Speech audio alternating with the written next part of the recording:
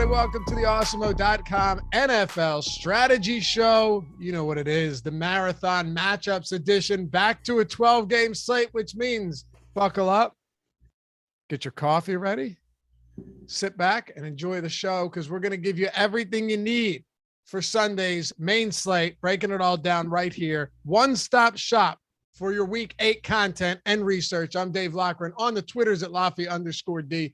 Hit me up, and while you're there, say hello to my co-host, Matt Savoca at Draftaholic on Twitter. What's going on, brother? Good to be back with you. Hey, thrilled to be here. Finally made it to Thursday. It's back to a full marathon matchups with 12 games here. And, you know, I got called out on Twitter for saying my patented line now, projection in line with salary-based expectations. And you know, everybody needs a fancy way to say, you can play him if you want. And I found mine. Is that so bad? Is that so bad, really? Listen, good phrases and good words are good phrases and good words. And here's what I say, Matt. Why tuck them under the rug? Use them, right? Use them. I don't care. Be liberal if it ain't about broke, it. We're not fixing it. Exactly. He said that I use the term the word enigmatic a lot. I do. Tell me there's a better word than enigmatic, though, and I'll wait. So, you know, good words are good words. And yeah, Matt Riley, if you're going to do it, I'm telling you, I'll give you a free year of Awesemo Plus Platinum, $1,000 value. So yesterday, Matt, I asked people how much money would it take them to do the Mark Davis haircut, right? Some said 7 figures. Some said they just, you know, it doesn't matter. I'll do it for $1,000. But if they want to do it, they have to come on stream and prove it. And do a segment with us once every 2 weeks for 2 months. I'll give them $1,000 value, Awesemo Plus Platinum. Sounds like a good deal to me. I think that's pretty cool. Okay, total tangent. We got a lot of games. We got to get going. But did you see the video interview he did with the backpack on? That's what made me. That's what made me. I cannot get over that. And that I wish it weren't Halloween week because that is my Halloween costume, and I don't want to wait 370 days to pull that costume out. 100%. Like I actually, no joke. The other day I went online and looked for Mark Davis Halloween costumes and I couldn't find any. I'm serious. Okay, this is our $1 billion idea right here. It would be great, right? It would be awesome to have. We need the Mark Davis challenge though. Hashtag Mark Davis challenge. You do the haircut and we'll give you some legitimately good stuff at Awesemo. I mean, what a better way to get into your door. And Jordan, by the way, that's a hilarious comment. I can't read it out loud, but that's good stuff in chat. All right, you're right. We do need to get into it, so let's do that. But first things first, hit that thumbs up. If you're watching live, if you're here after the fact, doesn't matter. We love you anyway. Subscribe to the channel as well. And listen, if you're watching after we went live, because I know people, Matt, watch this all the way up until Sunday, leave a comment down below. Let us know what you think. Say what's up. Give us your hot takes for the week. All of that good stuff. Yes, Matt Gates, Myriad is great. And another thing, you know, people rip on me for saying champing at the bit opposed to chomping at the bit, which it originated as champing. But Myriad, when people use the word of in between Myriad and whatever they're using, it's actually incorrect. It's just over time, people continue to get it wrong. And then, Matt, what happens is we kowtow to the dummies of the world. And then they get the right, and they take over. I'm kind of mixed on that because you know what? Like, we collectively own the language. There's no people in a rule that say, well, actually. So I kind of like pulling one on the, well, actually people of the world. But I get what you're saying. I wish we could all just like do things, you know, correctly. But I hear you. I guess I am a well, actually guy when it comes to that. Nobody likes a well, actually guy. Nobody likes me. But at that point, you got to just keep going, right? I prefer esoteric ways of going about the languages, Matt, even though I'm hardly educated myself. So what's it matter? All right, let's dive into it. But in all seriousness, you guys can say whatever the hell you want. As long as you're here hanging out with us every day, don't matter, man. Say whatever you want. I'm here for it. So are you. Tennessee, Indiana, 51-point total. Titans getting 1.5 points on the road. They look good lately, and the Colts look pretty good as well. This should just be a fun, like, this is what we need is a Monday night football game, you know, or even a Thursday nighter, Matt, but still highest total on the 1 p.m. slate of games. Derrick Henry, amazingly, had his worst game of the season despite them steamrolling the Chiefs last week. What are you doing with him at his price point coming into this one? Should be a close, relatively high scoring game against the Colts. Yeah, you can't go away from him. And in tournaments, you can play Henry even when his ownership is creeping up past 14, 15% as it is this week. But he's proven that his ceiling score is just simply different than everyone else on the slate. And we do have a couple of other options here at the premium running back position, or the premium running back tier, I should say. But still, you're playing Henry in this super high total game. And, there's just a couple of ways the game against Kansas City goes differently. And he has another monster performance. I was looking at that game film, and he had a wide open touchdown pass against where AJ Brown ended up getting the touch, but Henry was wide open in the flat, would have had a receiving touchdown, no less, which would have completely changed our perception of Henry here. Nothing has changed about our expectation. He's number 2 on the slate in expected fantasy points per game and number 2 amongst running backs in our projections. So it is a little tough considering he's the number 1 running back in salary, but that's not far enough away to say, no, I can't play him. Never doing that with Henry. No, absolutely not. I mean, listen, I would say that his projection is in line with salary-based expectations. Oh, that sounds pretty good, huh? Okay. It rolls off the tongue nicely. I like that. In all seriousness, though, I'm with you. There's nothing bad. Even though he didn't have an efficient game, he still got 29 carries and 31 touches. Right? He's not going anywhere. It's just a matter of whether or not you're paying for him at that price, Matt. So we'll talk about some of these mid-range guys for sure. Where are you at on guys like Julio and specifically AJ Brown, who's come to play over the last 2 weeks? It looks like he's finally healthy.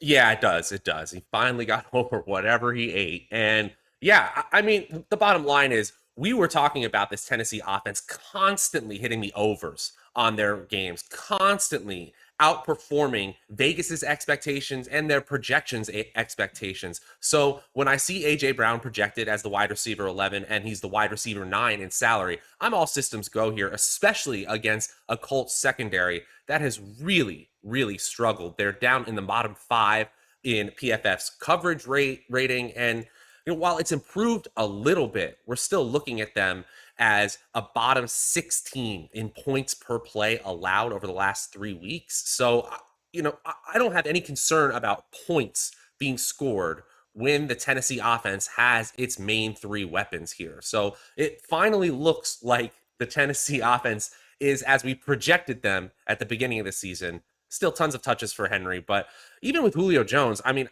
he's up there in salary. 5,800 is not nothing, but I don't think I'm going away from him here just because of the ceiling potential of this overall offense. It's possible that Henry does have that true floor game, and they rely on those 2 pass catchers, especially with the way that the Colts secondary has played this season. Yeah, I think there's a lot of upside here for sure. I mean, with Julio, it's tough. He's questionable, but I mean, he never practices on Wednesday anyway, so what's it matter?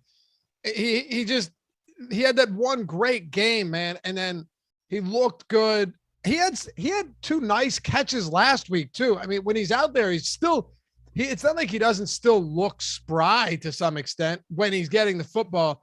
But when it comes to volume, and they did not need to throw a lot in that game at all. If they do need to throw here, Julio might not be the craziest option. I still think he might be a little bit overpriced just given what we've seen from him. But did you say what his ownership is? Because I'm assuming it's like nothing. It's nothing. I think it's 2.2% right now outside the top 35 wide receivers. And I kind of get that in terms of expected fantasy points, which is that volume metric I'm always pointing to just on a scale we all understand.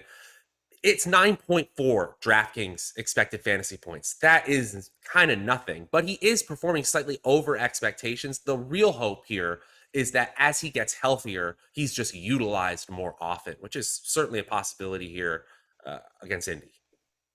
On the Indy side of the ball, Michael Pittman's a stud. I'd like to see more volume there, but all in all, you got another injury to Paris Campbell. I'm not acting like that's a huge deal, but it's still another guy that's out.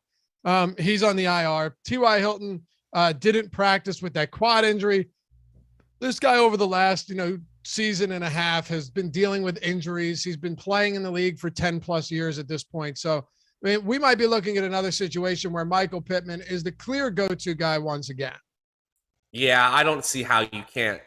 I don't see how you look at it any other way here. It's this Indy offense is going to be consolidated around the play of Jonathan Taylor and Michael Pittman here. And when you're looking at a player in Pittman who is 5,300 on DraftKings, that's wide receiver 26 on the slate, his projection comes in way, way ahead of that. So I am going to expect his ownership to continue to creep up. Right now, we have him 5th among wide receivers. I think people are going to see this as an obvious value play in a clearly good game environment with a very high Vegas total. And with all the injuries piling up in the receiving core of the Indianapolis team, I don't see how you get away from him as just the clear value option. Now, are there probably stronger ceiling plays on the slate? Yeah, there probably are. But in terms of comparing projection to salary-based expectations, I don't see how you get away from Pittman as one of your top value plays this weekend. I'm with you. I like it. High scoring environment. Everything lines up for him, especially the injuries. How about Jonathan Taylor? Because outside of Taylor and Pittman, like you said, offense should be concentrated around them pretty heavily.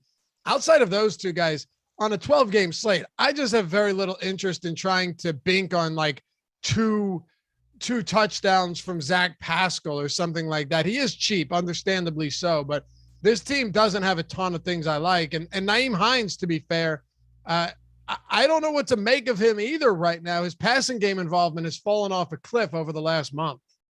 It sure has. And the big thing with Jonathan Taylor is if you're not going to get a huge amount of targets, and that's what we've seen with him over the last few weeks, 3 targets, 4 targets, 2 targets, 3 targets. There's a ceiling there, clearly. If you're not going to get that, you better be getting to the red zone as a team, and you better be getting those red zone touches. And that is for sure what we have seen with Jonathan Taylor. 6 red zone rushes in 3 of his last 4 games, and 4 against Houston because he was breaking off 83-yard runs so that they were limiting their the amount of red zone touches because he had already done his damage on those drives. I mean, this is a player I have high expectations for, and I know people are going to be a little bit concerned about playing running backs on the other side of playing Derrick Henry. In this situation, I'm not super concerned.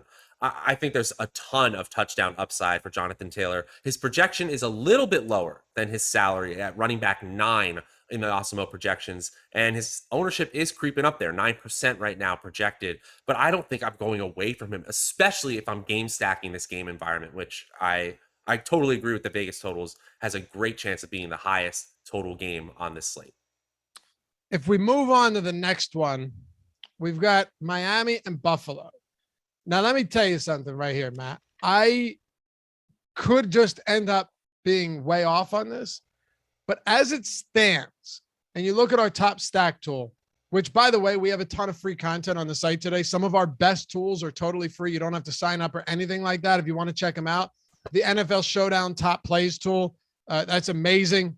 Gives you like top play probability, optimal captain probability, and the ownership is in there as well. So you're getting everything for tonight's slate basically in one page.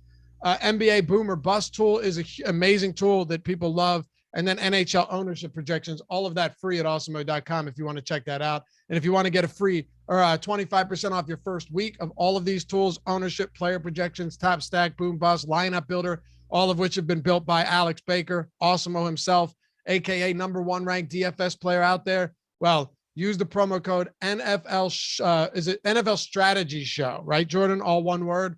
NFL Strategy Show, all caps, all one word at awesemo.com/join. Get 25% off your first week of Awesemo Plus Platinum. And join the Discord too. Good community and office hours where our pros help you better your game. If you're looking to do that type of stuff, they'll answer your questions and help you out along the way. But this is one where when I look at the top stack tool, Matt, I see, and it hasn't been updated since yesterday, but Buffalo ownership right now really isn't that high. And I think there's certain ways to get interesting with this. Like if Tommy Sweeney ends up being popular and Emmanuel Sanders really stays at like 6 or 7% against Miami in a game where they're monster favorites and they don't like to run the football, even if they're up by multiple scores. I just think there's a lot of ways to get unique, even if it means paying up for Allen and Diggs, who aren't getting that much ownership. I love Buffalo this week.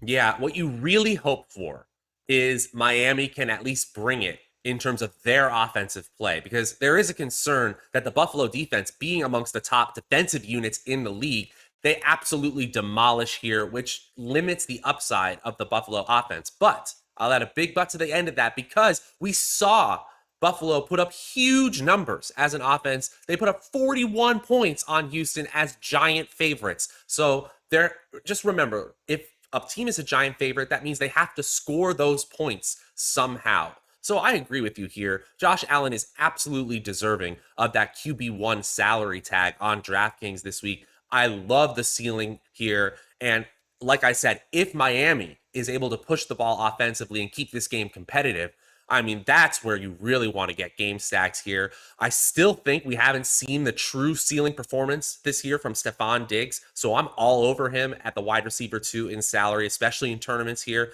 And I'm fine going to Emmanuel Sanders at 5,400, Cole Beasley at 4,900. I think all of these are values compared to their salary-based expectations. And the Miami defense, it's not anything where I'm changing my projections, but it is one thing I'm noticing, that they're bottom 10 right now in yards allowed per pass attempt. In terms of points allowed per play, they're 26th in the NFL right now. So they're pretty susceptible. I think there's really just not much to dislike about the Buffalo passing game this week. There really isn't. And I'll say this much too, Matt. Like, I agree. We want them to keep it close. But we just saw Tampa blow the doors off Miami not long ago, and some of those Brady stacks were at the top of tournaments, winning Millie makers and stuff like that. So, I mean, it's also entirely possible that they just absolutely crush them, and they still and Josh Allen still throws for 5 touchdowns like Brady did. So I don't know. It just feels like a good spot. And you mentioned Beasley, yeah, like Beasley the other night in prime time. I forget what game it was, but you know what I'm referring to. Had it was Tennessee. It was a Tennessee game. Had like 8 for 98 and a score or something like that. Manny Sanders, Diggs. There's a lot of different ways that this can blow up in your face, because Josh Allen can go to a lot of different players. But I think the prices outside of Diggs are all really nice, and Diggs is way underpriced on FanDuel too, for what it's worth. I like Buffalo a lot. Now on the other side though, when it comes to Miami, is there any run back you like here? Because I might just go full out onslaught with no run back, but a Gaskin or a Gesicki or even a Jalen Waddle, who's been great for PPR, but in terms of doing anything else with it, been mediocre at best. Yeah, there are some signals here where it says that this could be a good game environment, in which case we would want to game stack this game, making run backs much more viable. One thing I really like to see is that in our advanced stats tool, Miami is towards the top of the league in adjusted pass rate. And they're top 10 in the league in adjusted pace of play, as are the Buffalo Bills. So you have 2 high pace offenses that both like to pass.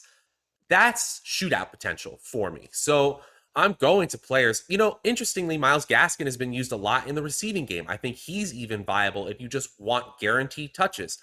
But I got to say, Jalen Waddle being priced up because of the high Vegas total, that is a little bit of a concern. Wide receiver 22, I don't love that. But Mike Gesicki, I'm fine with.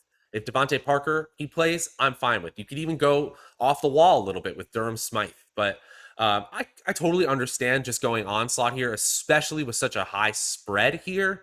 But I think there are some options absolutely to consider here with Miami.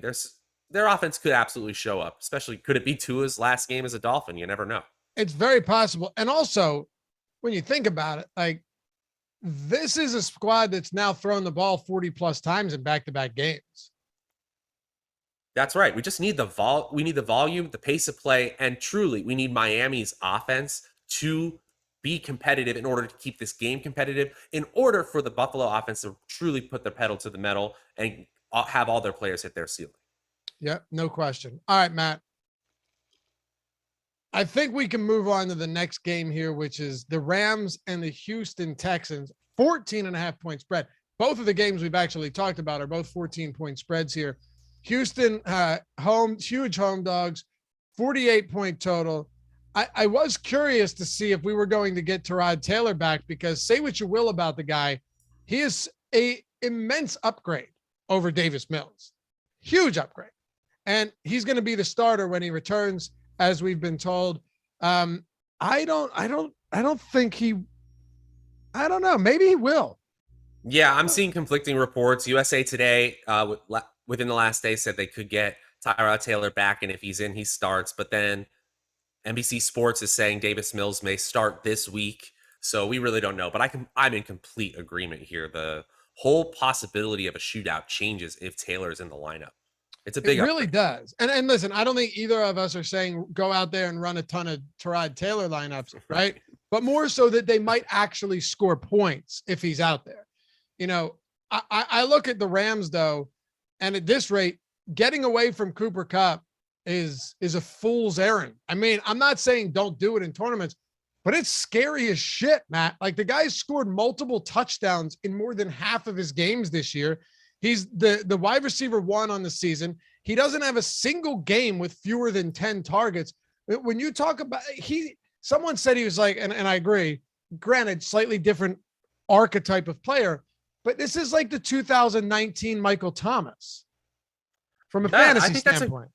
That's a great comparison here. And you just don't move away from him because the expected fantasy points are number 1 overall in the NFL. And the fantasy points over expected are in the top 3 in the NFL. Even just comparing him to everyone's expected fantasy points, he's scoring the most over his expectation. So he's just light years away in terms of the way I project things out in bankable opportunity. And that's just not someone you'd go away from. Now, does ownership come into play? The fact that he's creeping up towards a 20% projected ownership? Yes, in tournaments, the easiest way to get leverage in your lineup is by fading high-owned players. Is it the only way? Absolutely not. Is he one of the few people capable of 45 plus fantasy points in this offense as a true ceiling? Yeah, he is. So why would you take him off your list or fade him just because he's popular here, especially against the Houston defense that has just been, I guess they've actually been a little bit better than I expected, but we're still talking about bottom 10 in the NFL in schedule adjusted fantasy points allowed to opposing offenses. I think really what that's saying is that so many teams are up by so much in the second half that they can take their foot off the gas with the Texans most weeks, limiting their overall efficiency. We're not concerned here in this case about the LA offense showing up in some way. It could go to someone other than Kupp, but we're never writing him off the list in this offense right now. Can't do it anymore. You're absolutely right. It's funny too, comparing him to the 2019 Michael Thomas until I realized that he already has as many touchdowns as Michael Thomas had on the entire season. Well, yeah, I mean, that's the bottom line of the difference of the offense that Michael Thomas was in. Drew Brees didn't have a deep ball anymore. He was lethally accurate in the short area passing game, and he could do that to Kamara and Thomas all day. But Stafford has an array of deep targets and the ability to get it there. And he's got Robert Woods lined up opposite Kupp. The other thing, too, we got to say is that they use Kupp similar almost to a tight end as they move him into the slot near the red zone. And that's why you see so many red zone touches for Kupp. That's not going away anytime soon. Dude, he has 15 red zone targets already.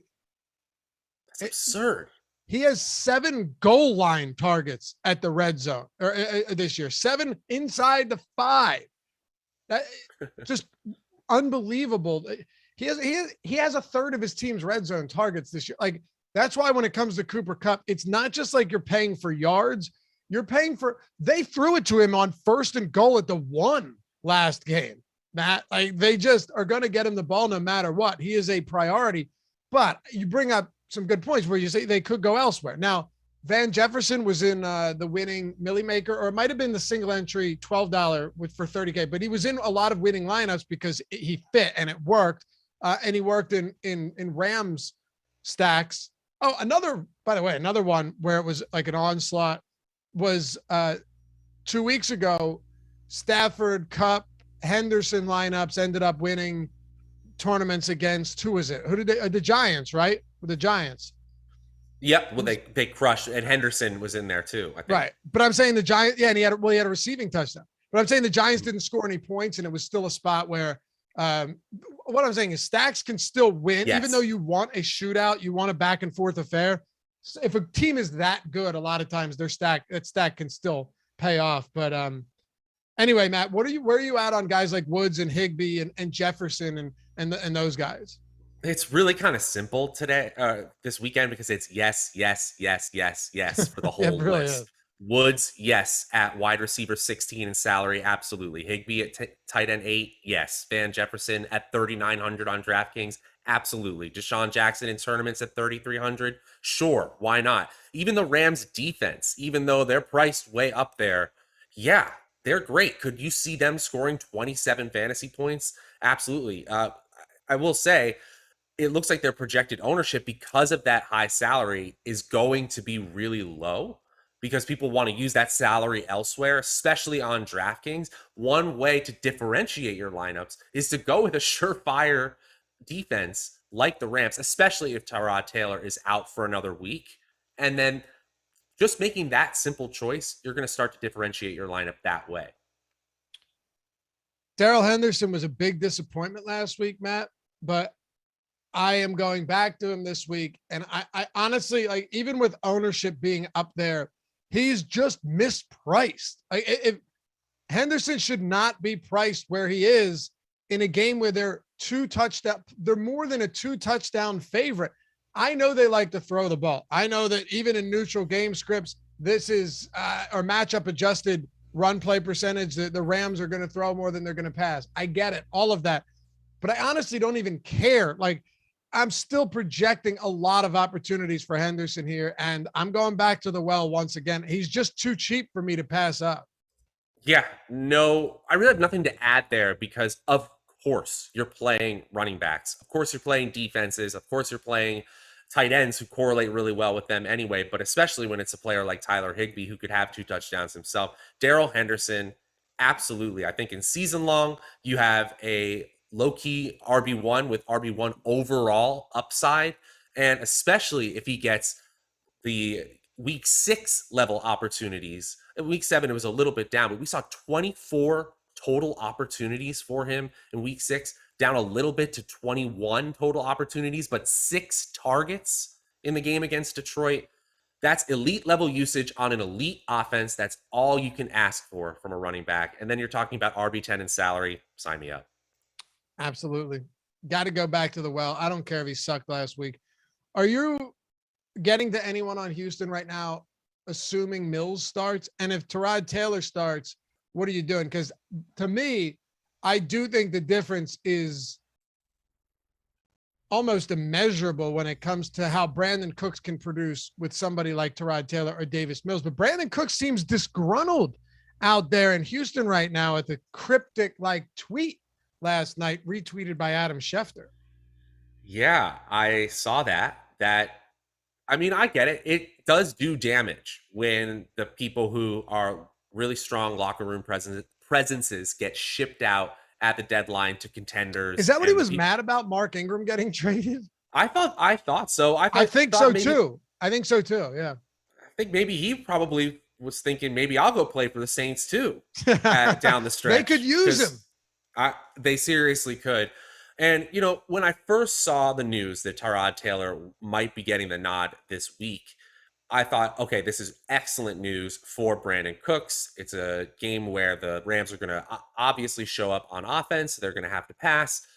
And then I kind of thought, well, actually, Taylor didn't pepper Cooks. It was really Mills who peppered Cooks to begin the season. And what I hope is that they've seen that film and they realize that getting the ball to Brandon Cooks somewhere around a dozen times a game is probably one of their only ways of keeping a game close like this. But I'm not exactly sure here. I still think at 5,700 on DraftKings, wide receiver 21, you're getting there. He's a value play. And, you know, even though he's at 14% ownership, you don't have to completely write him off in tournaments. But I think the probability of him hitting that absolute ceiling might actually be down a little bit if Taylor's in the lineup, even though the offense overall might be better off. Anybody you like for Houston? I mean, I guess we could see David Johnson or Phillip Lindsay take over the backfield now that they cycled one out, but I'm not hopeful. I think Lindsay gets the very low value rushing attempts and David Johnson gets a few slightly higher value passing attempts. I guess you could do worse at 4,200, thinking that in a high total game environment, he scores 2 touchdowns, maybe receiving at 1% ownership. All right, so 3 down. We got 9 to go. We're actually making pretty good time here, Matt. I'm proud of us right now. We've been pretty succinct with everything, huh? Pretty good here. I don't know why we need you. I don't even think Jordan has to produce another show today. So, do you? Do you got any more shows, Jordan? Yeah, but nothing after this. Nothing right after this, right? Okay. Oh, all right. Where are we at? Oh, yeah. Prize Picks. Matt, I got another good one today on Prize Picks, the sponsor of today's show. And I must tell you, right, that there are, dare I say, some advantages if you find them. You know exactly where I'm going with this because I always go here. And quite frankly, it makes a lot of sense.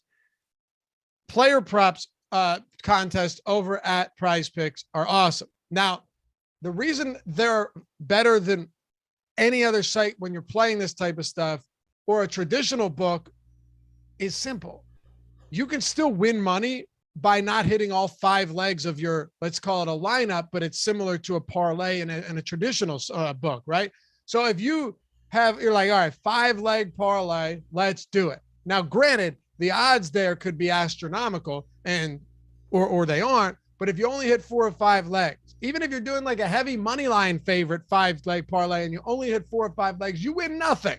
At Prize Picks, you could do a 5-player prop lineup, 10x your entry on winning all 5. But if you only win 3 or 4, you're not out. You're not crushing your bankroll by doing these. You can still profit by not hitting on all 5 legs, as a matter of fact. So check it out. prizepicks.com. Download it in the App Store or the Google Play Store. And while you're at it, before you actually sign up and deposit, make sure to use the promo code Awesemo. Excuse me. And you'll get up to $100 when you deposit and sign up for the first time using the promo code Awesemo, AWESEMO. You can do 2, 3, 4, or 5 player prop lineups. There's no juice on either side of this, right? Just over or the under. Football, basketball, baseball, esports, you name it, all of that. They got it over there. Check it out. And if you know more than one sport, well, mix them together. You could do a 5-player lineup with basketball, baseball, and football all mixed in along the way. Use the knowledge research you get watching these shows and all of that stuff. And of course, all of our free player prop tools at awesemo.com.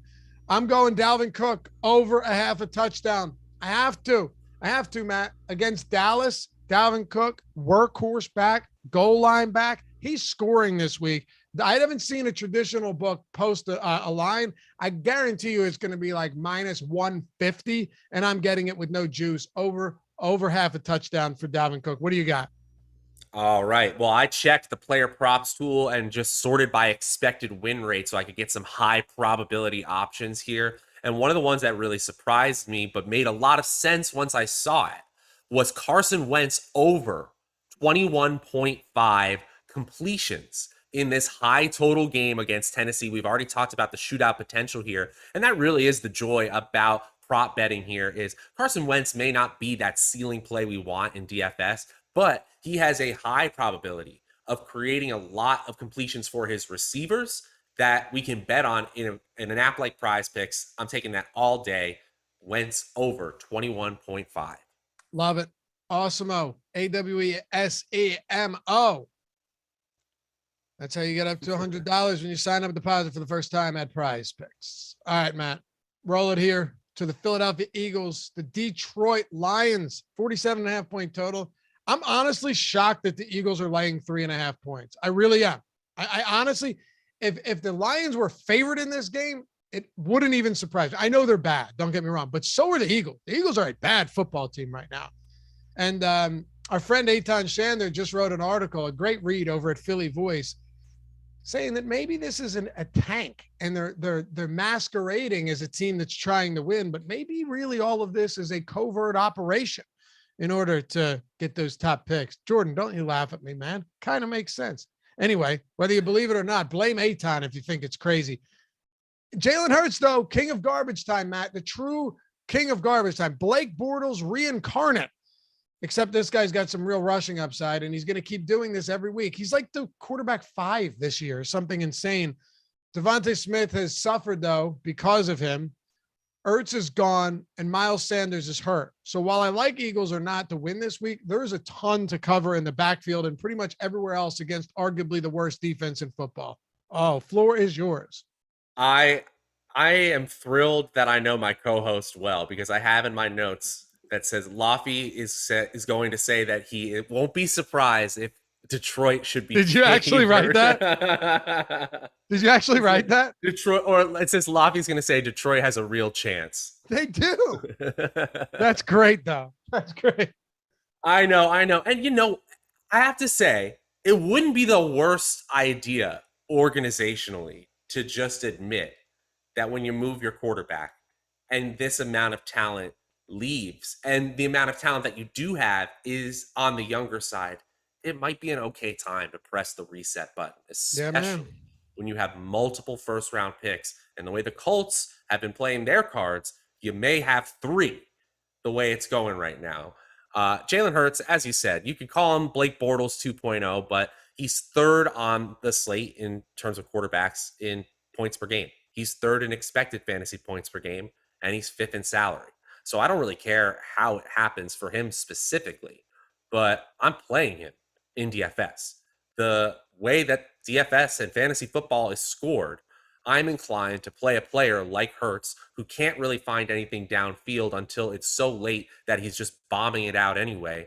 So he's consistently tucking it and running it, which is more points on a per play basis. I'm just playing him for all the reasons we know to play Russian quarterbacks. We're continuing to play him until he's benched. And that is a real possibility here, that the team looks for what they have in Gardner Minshew before the doors close on the 2021 season. Now, it gets more interesting because Miles Sanders is very, very unlikely to play. And so he's now not playing, man. There's no way.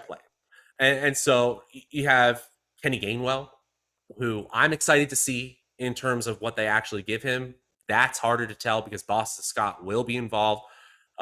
Is Jordan Howard going to play? They have to elevate him first from the practice squad, but yeah.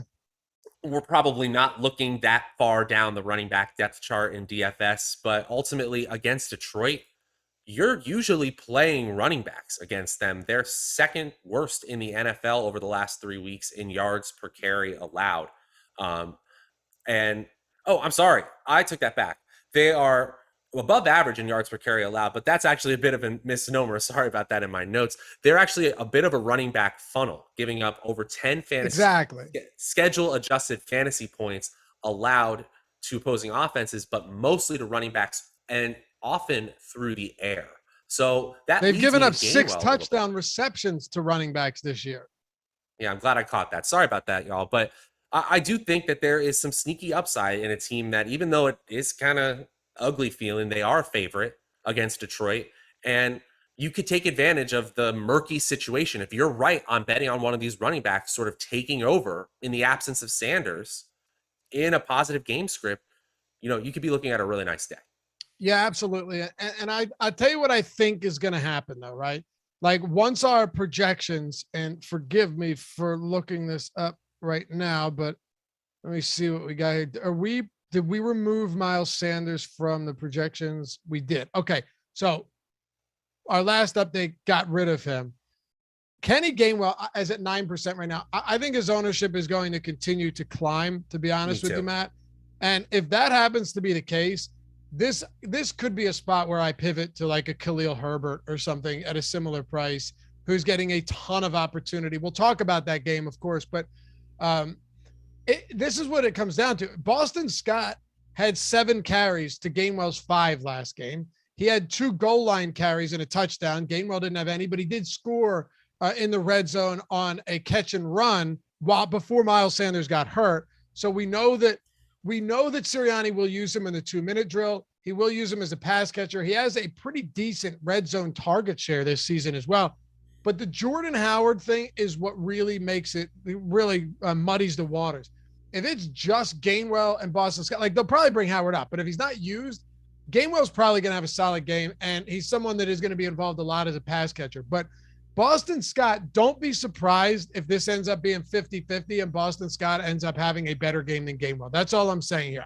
Neither of us can predict it, but I wouldn't be shocked if Boston Scott gets involved. I still like Gainwell better, obviously. I think he's a much better back, but I think Boston Scott gets worked in quite a bit. Look, we talked about the upside here, but yeah, exactly. I think this is far from a free square play, especially because Jalen Hurts runs so often. 40% of the team's rush attempts are Jalen Hurts. 50% of the team's rushes inside the 10 are Jalen Hurts. You're still talking about multiple backs competing over 40-50% of the high value touches because the rest are going to the quarterback. I do like some of the passing game options here, though. Like, I'll play Devonta Smith here at 5,500 on DraftKings. I'm certainly going to Dallas Goedert while he's sort of fundamentally mispriced based on his old role here. I'm absolutely fine at 4,700. In fact, the projections for him look absolutely golden. I think he has tight end 1 on the slate right now without some of the big names on the main slate. So I'll go there. Really hard for me to bet on a player like Jalen Reagor or Quez Watkins here. You're talking about like super large field tournaments if I'm going there. Can't do it. Can't do it. I mean, Goddard's fine without Ertz, but I don't like that price point. I think there's some better options that are cheaper for me. So the other side of this one, DeAndre Swift has been very good. You know, we talked about it on the fantasy football show and drafts that we did. And I had said, I don't want to draft DeAndre Swift in the 3rd round, but my caveat to this is he will never get there with just being a rushing. Like, we know that he's a pass catcher, don't get me wrong, but he will need to be elite as a pass catcher to get us where we need to go. And Matt, he has figured out a way to do that, right? He certainly has. DeAndre Swift has been fantastic catching the football out of the backfield. And now he is projected as we are right now with the highest ownership on the slate. He doesn't have a 60-yard rushing game this season. 39, 37, 47, 16, 51, 24, and 48. But the pass catching, I mean, he has 6+ targets in all but one game. And that has been where the bread is buttered, Matt. He's also been the goal line back. And I think people forget to acknowledge that. Is it worth, though, getting to that type of ownership on DeAndre Swift on Sunday? Gosh, it's really hard when the player's ownership is getting that high to play him in tournaments, especially when you know that a ceiling game, so many things have to go right for Swift to reach his true ceiling. We've seen him hit 28 fantasy points as he did last week, but before that, his highest was 23.7 PPR fantasy points. So I see 19 expected fantasy points. That's stellar. That's 4th among all running backs on the slate. But how often does he soar above that? 2 standard deviations above that you really need for a tournament winning score? I see it as kind of infrequent. So in cash, it's a different conversation. But in tournaments, I'm probably going to be under the field on a player like Swift, despite him being in a pretty solid situation and a pretty solid game environment here. While the Eagles are a little bit better than average in schedule adjusted fantasy points allowed, they're one of the biggest run funnels, meaning the way to attack them is with the running back position, which is certainly what Detroit wants to do. It's not a bad play by any means. It just gives me pause when I see a 5th of the field is going to be playing him on Sunday. I hear you. I'm 100% in line with you there. Could Swift have a big game? Absolutely. But, and I will say the Eagles, man, even if they haven't been wildly inefficient stopping the run, they just don't have enough offensive firepower to make it so teams have no desire to run against them. The teams just, all they want to do is run against them right now. And it's a shame because Josh Jacobs was clearly in line for a big game last week. Got hurt with that chest injury, still ended up having a solid effort. I think he still had like 16 fantasy points and what was it, like a quarter and a half, Matt, something ridiculous. But they're allowing over 30 rushing attempts per game to opponents, the Eagles. Teams will run on them. It's just a matter of who benefits here in the run game more. I think too, though, the rest of this team, like Hawkinson, fine. I'd still rather just get to Pitts or go down further. I'll tell you, credit to Khalif Raymond because dude came out of nowhere with a 100-yard game. He's now had a couple big performances, even if 2 touchdown performance mixed in. But that price point to me, Matt, not feeling it, especially if the Eagles front 7 can actually get some pressure. I'm just not really happy or not excited to get to anybody for Detroit right now, either ownership or price. Yeah, I think Hawkinson is certainly playable, especially because his projected ownership is pretty middling and his projection is right in line with salary based expectation. And it is nice to see a receiver on this middling Detroit offense actually hit the top 40 amongst wide receivers in expected fantasy points, but that's still just 10.2 expected fantasy points that Khalif Raymond has. That's not incredibly exciting. It's in the, yeah, you can play him section of my rankings, but certainly not exciting, just as you said. Our boy I'm a Tulsa dog said Swift was in the Millie Maker winning lineup last week. Just saying. Yeah, no question. But Matt, again, this is why I like doing this show and this type of stuff and talking through it, is because last week Swift was on DraftKings $6,000. He's $7,100 this week. Last week, Swift was sub 10% owned. I think one of you might be able to pull it up, but I'm pretty sure he was like 7% or something like that. He was not high owned, maybe 8. This week, we're projecting him north of 20. That's a big difference. Yeah, it really, really is. No, we're not saying his potential to score fantasy points has changed whatsoever from week to week, but we have to take into consideration what the rest of the field is doing. You know, not to sound trite, but that's the whole point of the game. Sure, that's all. But yeah, Swift is good, man. Swift is good. Could he be in the Millie Maker winning lineup again this week? Absolutely. But you got, there are also some really good mid-range backs every week. And that's why I kind of like with Kareem Hunt, I came in underweight on him. He got hurt, but sometimes you luck out in a sense like that because they were also getting smoked, but still, like, there are so many good mid-range backs that's where I think a good pivot spot is each week if you can get there. That said, I don't know how I get away from Darrell Henderson this week, and I'll say that one more time because he's mid-range, but he should be above 7K. All right, who do we got next, Matt? We have coming up on the docket, Carolina, Atlanta. Okay, another fun one. Carolina is cratering in upon themselves right now, but without McCaffrey, they have no choice but to continue throwing the football, Matt.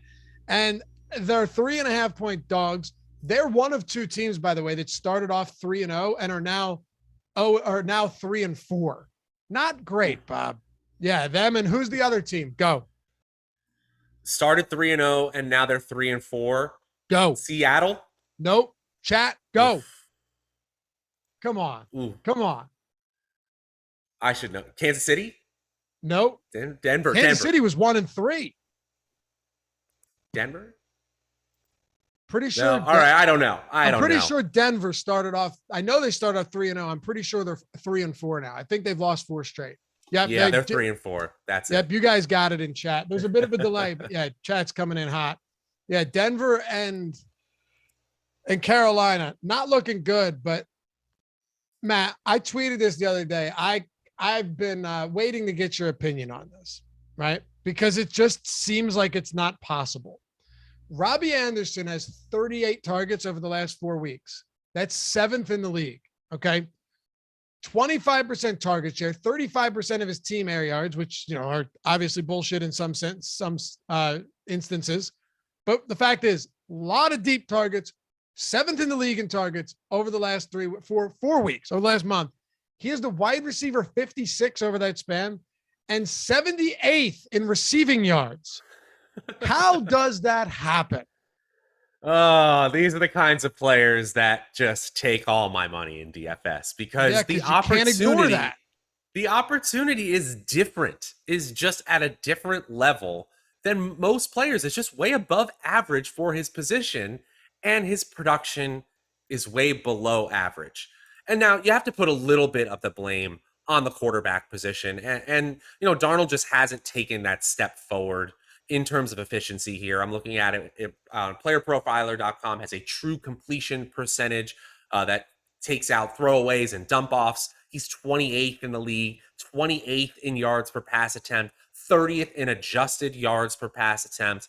I mean, he got benched for a reason last week. And, while we'll see what it's like against the Atlanta defense, which has been exploitable over the course of this season, you just have to lower the expectations for the Carolina Panthers offense while Darnold is playing this poorly, even though the opportunity looks good in a vacuum, really good for a player like Anderson and for DJ Moore. I just can't trust it right now with Darnold. In terms of expected fantasy points, he's actually been pretty high this year, but that's really due to goal line rushes. In terms of passing expected fantasy points, he's been just all over the map. And that variability has been terrible for his offensive weapons. I'm not saying it's impossible here. DJ Moore is a hell of a player, but yeah, with Robbie Anderson, I just am completely fed up with it. So am I, man. But you know that game's coming. Again, you maybe know it's coming. Yeah, but it feels like, because here's the thing: bad balls and bad quarterbacks. Eventually, it's just like if you target somebody enough, especially against Atlanta, eventually there's just going to be busted coverage, or he's going to slip some tackles. Listen, the Panthers lead the entire league in drops. So as bad as Darnold's been recently, they should have beat Minnesota. They should have. They had 8 drops. That was 5 more than any other team on the week. They should have beat them. So they're not good, okay, right now. Sam Darnold's not great, but listen, I don't think either you or I are over here repping for Robbie Anderson. Just pointing out, though, that the volume on somebody like Robbie Anderson, given his ownership and price this week, would suggest that maybe some positive regression is on the way. I don't know. We'll see. What about DJ Moore? Oh, go ahead. Yeah, I'm looking at it right now. The catchable target rate for Robbie Anderson, 61% is 95th amongst wide receivers. There's a lot of blame to throw around here. No DJ doubt. Moore, I will play him. I will absolutely have some DJ Moore. 7,200 on DraftKings is just a little bit too low in salary for a player who's 3rd amongst all wide receivers in expected fantasy points. Yes, I just went on a diatribe about how you have to downgrade those expected fantasy points because of Sam Darnold, but still, 13.1% projected ownership is not enough for me to go off of a player who is doing his best in this decrepit offense to push into the elite tier of wide receivers here. It's great to see a breakout for the Panthers. And the one thing we will say is the Atlanta defense has not been strong. Right now, they are 4th worst in the NFL in schedule adjusted fantasy points allowed to opposing offenses. That's easier for opposing offenses. So there are a lot of things going in the Carolina offense's favor this week. DJ Moore would hopefully be the main beneficiary of that. I'll definitely play him. Gotta play him. He's still getting peppered with targets. This is, as you mentioned, a really strong matchup, the best they've seen in a little while. No real significant pass rush for Atlanta either, which I think really helps. I'm getting there. They are lost without Christian McCaffrey, though. There's no doubt about that. This team is lost without McCaffrey. So they'll need to throw. It'll be ugly, but if the volume's there, I'm willing to get there. Atlanta's side of the ball, Kyle Pitts seems to be blossoming before our eyes, Matt, coming off 2 really solid games, albeit against New York Jets and Miami, but it's not exactly like Carolina's defense is imposing right now either. This game could legitimately shoot out, or it could be just an exercise in futility. It could be a spot where they go 30 total points. You don't really know. But if it does shoot out, Pitts and Ridley and such, and even Cordero Patterson could have themselves a day. Absolutely. And, these two offenses are certainly capable of shooting themselves both in the foot, as you said. But there are some signs that there's some offensive shootout potential here. The Panthers are really right in line with the league average in that metric, schedule adjusted fantasy points allowed, but they are a pretty big pass funnel, meaning it's easier to exploit them with wide receivers and tight ends than it is for running backs. And we know which wide receivers and tight ends Matt Ryan wants to get involved here. Yeah, it's been thrilling to see Pitts just flat out ball over the last 2 weeks. 26.9 PPR fantasy points in week 5, 23.3 fantasy points in week 7 after the bye. Both of those were top 3 among all tight ends, not just on the main slates. I guess he wasn't even on the main slate in week 5, but just overall on those weeks here. And that's only on a 68% snap share and a 64% snap share in week 7 there. So his playing time could actually go up. Now, I suspect we're seeing it mostly the running game snaps he's just coming off the field for. And in route participation rate, he's at 80%. So obviously that's what they're doing to an extent. But I'm expecting Kyle Pitts to finally reach 100% in terms of route participation rate. And if that happens, there's another level to the opportunity that he could have. So I'm all over Kyle Pitts in terms of expected fantasy points per dollar. He actually looks like one of the better value plays, even though his salary has really crept up here. Calvin Ridley's still an awesome option. I'm playing these passing games here, and I guess I'll play some Cordero Patterson, even though he doesn't make any sense to me. It doesn't, but Matt, I'm telling you right now, if you look, so with Cordero Patterson, I'm with you. Listen, I was off of Cordero Patterson yesterday doing the show, and then I started looking at numbers mid-show, like while speaking, because I can multitask like that once in a while. And I started convincing myself that like he's actually the production that we saw earlier in the year was unsustainable at the clip that he was playing, that he was on the field. But now he's gone from, running routes on 30% of dropbacks over the first 3 weeks to running routes on 60+% of dropbacks over the last 3 weeks. He went from playing, very minimal snaps to now being out there quite considerably. Like he went for 73% of snaps last week for Cordero Patterson, lining up as a receiver and out of the backfield, getting 28 carries over the last 2 games. This volume right now is pretty significant. And I don't know how long it's going to be until Mike Davis is playing, not no snaps, but is the clear backup getting like 3 to 4 carries per game. He's the most dynamic player in that backfield for sure. And, if we had a player who was getting 6 to 7 targets a game and averaging 3 yards per route run, we would say like, hey, this is a solid DFS option on a team that throws 40 times a game. But then you add in 13, 14 carries that he's typically getting for Cordero Patterson.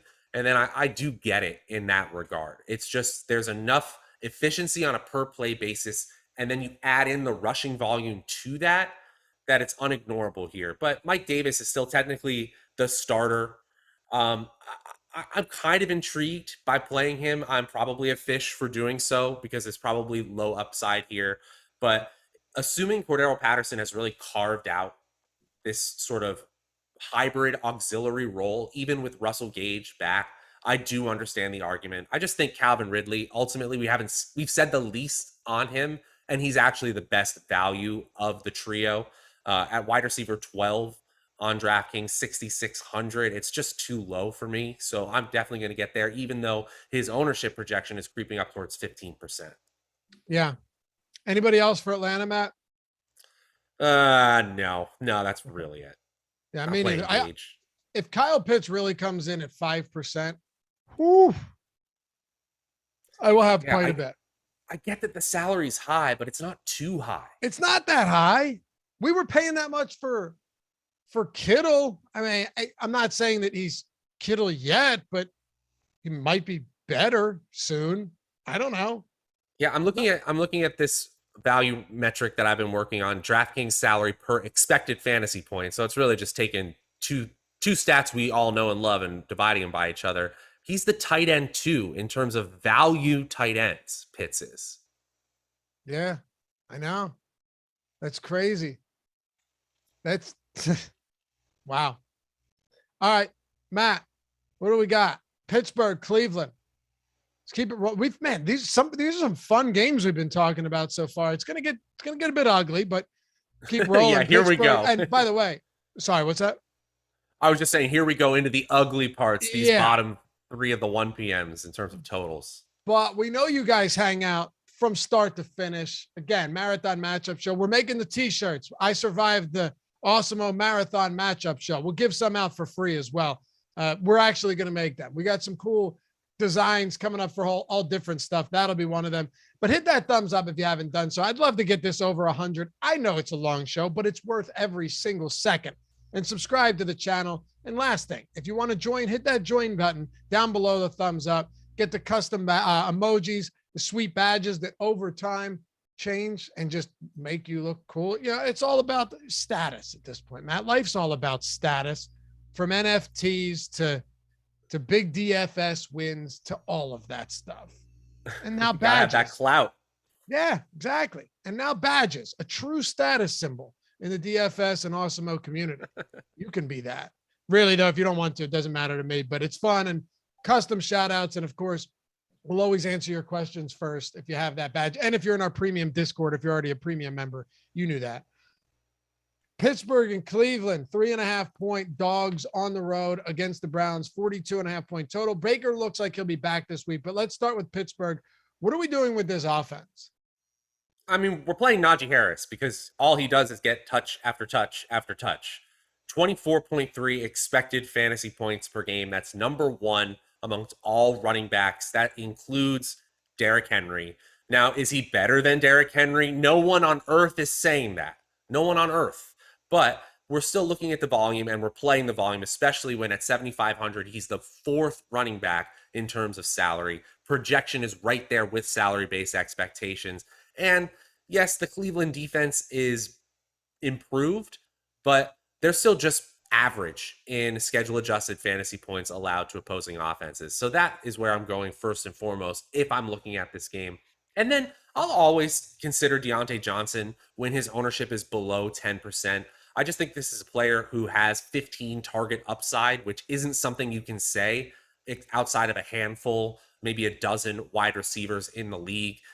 If they have an exploitable matchup in the cornerback game, they will just pepper Johnson with targets. And I do think Claypool is a tournament option, but his salary of 6,300, I think, is just a little high. His projections outside the top 25 wide receivers. We know what a ceiling game looks like for Claypool. Just with this version of the Pittsburgh offense, especially with the amount they're dumping it down to Harris, the probability of that happening just shoots down for me. Hey, I see a bunch of people talking in chat about tonight's game between the Thursday's game between Arizona and the Packers. It's an insane game with Adams out, well, projected out, Lazard already out, DeAndre Hopkins probably going to play, but we don't know.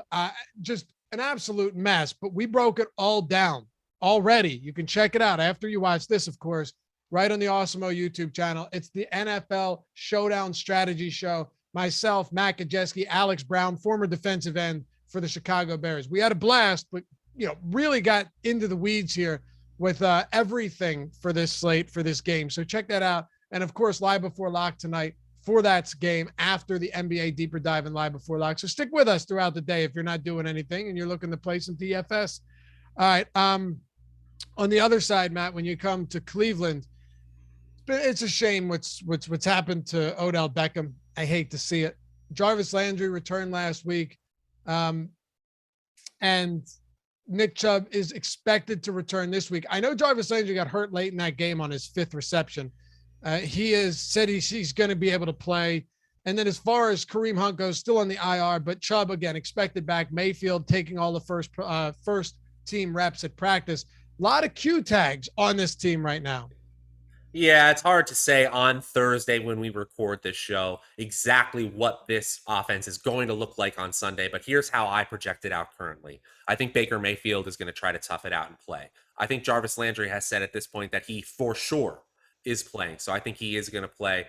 And then from the backfield standpoint, I think we're going to see Nick Chubb at around 60% of his usual usage. So then the question becomes, what does D'Ernest Johnson carve out in terms of the value of his secondary role? That's really the biggest question I'm asking myself as I look at this Cleveland offense this week. I think Nick Chubb, even in a limited touch share, has the ability to break off huge runs, and at 4% projected ownership outside the top 15 running backs, I'm probably going to take a few shots there if he is active. It's a possibility, though, that Johnson ends up getting another crack at the backfield all to himself, in which case then I feel like we do have a true free square option this week.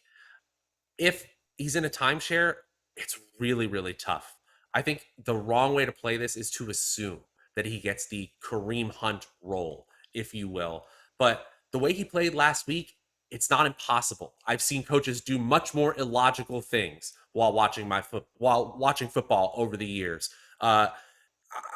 Beyond that, though, I really think I'm only playing Landry because he has a salary outside the top 30, but really hitting his ceiling involves him scoring multiple touchdowns. So I just see him more of like a value play that if he fits, fine. I don't know if Beckham is really happening this year. I just don't know. Neither do I. And with Dearness Johnson, yeah, you're right. It's really tough to speculate. He's going to be involved. There's no doubt he's going to be involved, but will it be enough? Probably not. And Pittsburgh's run defense really isn't that bad. I don't see myself getting the Nick Chubb here. And assuming that he's back and he's not limited, I don't see why he would be, given how well Dearness Johnson played last week. I'd probably stay away from this backfield. Nick Chubb's price has come down quite considerably, Matt, but I don't know. Maybe your Johnson does play that role, and it's just are you assuming that Chubb is fine and not limited or anything? Are you taking any shots on him? Yeah, I will. Okay. I usually don't actually with Chubb because especially when the ownership starts to creep up, we know what has to happen for him to have a monster performance. He essentially has to break a few tackles, crush long runs. But the thing is, he does that. And so ultimately, if the rest of the field is overly concerned, that's where I might be over the field. And I can be 10%. I can have 10% Chubb and be double the field. So I don't have to take a humongous swing on him to have a strong stance. All right.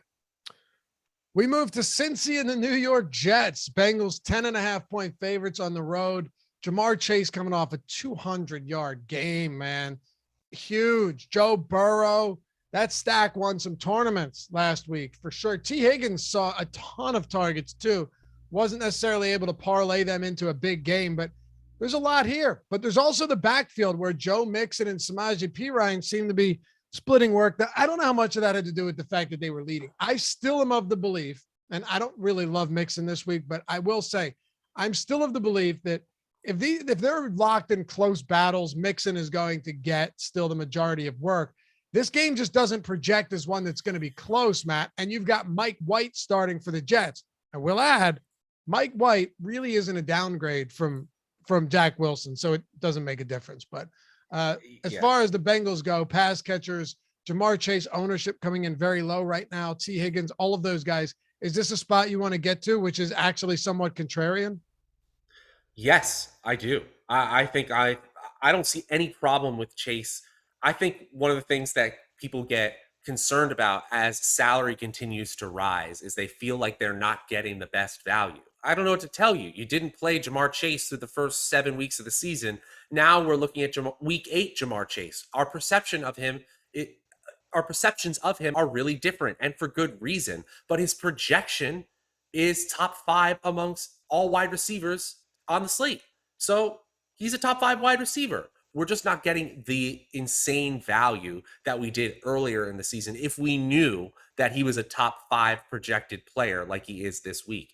But what can you say? He's having an elite level rookie season, and we're so spoiled after last year's Justin Jefferson, and just to see another player break on the scene like that. And maybe when Jefferson, who was from that same LSU offense, completely broke football last year, we should have thought that the more productive receiver on that same offense might also break football a little bit. One thing I'm noticing though is that he's still outside the top 20 wide receivers in expected fantasy points. So he's doing a lot of this on insane efficiency. But insane efficiency, like 7.9 fantasy points over expected, number 1 in the NFL, usually leads to even more opportunity, especially if you're trying to bury a team like the New York Jets. So I love Chase, even at his higher salary. I will play Mixon because he's projected as the RB7, his salary is the RB7, and his ownership is the RB9. There's nothing taking me away from playing him, although he doesn't look perfect on paper. It's still a solid play on paper, so I'm definitely not going to avoid it by any means. It's these secondary receivers that I'm kind of confused about. T. Higgins is popping in some of the metrics that I look at. I was looking at 4for4's breakout receiver model, which I helped their data science team work on over there. And he is one of our breakout options. And so that obviously got my attention. His expected fantasy points are actually higher than Chase's at 14.5 expected fantasy points. But he's performed below expectations. So at wide receiver 28, 5,200 on DraftKings, I'll have some shots there when I'm not playing Chase. I may even play some stacks as well. You know, it's funny when it comes to the Jets. They're another one of those teams, Matt, where it's like their run defense isn't atrocious, but so often they're just going to funnel teams to the run, right? It feels that way quite often. Now, they've had a bye week already, but they're still top 10 in carries allowed by opponents. They've allowed 11 rushing touchdowns because the offense is never on the field. Maybe it's true. I mean, listen, I do still think that Mixon's the guy here. Like, I don't really see why Samaje Perine would be getting heavily involved unless, and I'm not saying he's awful, but unless they're just trying to conserve Mixon because the guy's been banged up. And that is a possibility. It really is. That worries me a little bit against New York, but what's Mixon's ownership right now? It can't be high. It's not high. I believe it's 10%, ninth among running backs. As a 10.5 point favorite. Yeah, that's not that high. It's really not. Do you like anything from the Jets? I hate to say that Michael Carter is popping a little bit. I don't think he's the worst play. Yeah, it feels icky, doesn't it? At 4,900, you could definitely do worse. He's 29th among running backs in salary. His projection on Awesemo.com is inside the top 20 running backs, and I was looking at that metric DraftKings per expected fantasy points.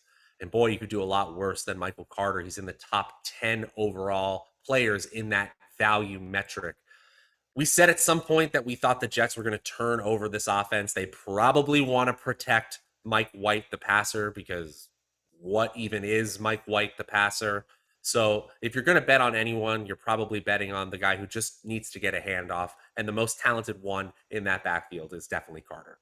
Well, and listen, Mike White, when he was installed as the starter after that Wilson injury, he targeted his running backs 48.5% of the time, Matt.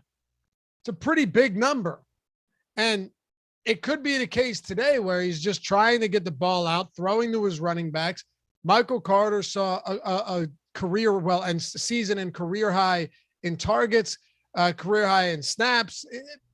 I'm pretty sure he saw 20 total looks in that game. So sure, that might have been, 20 total looks. Maybe that was an outlier, but I still see this as a spot where, and yes, Ty Johnson actually is getting some goal line work along with Michael Carter, but eventually in a season like this, I'd want to get as much as I can from Michael Carter and see what I have. I think you continue to see him get more work. Is he an exciting play? No, you mentioned it. It feels kind of gross, but if he's the guy that's getting a lot of targets out of the backfield and he's going to be in there getting carries when they're running the football, it's not the craziest idea. Just not a ton of touchdown equity there.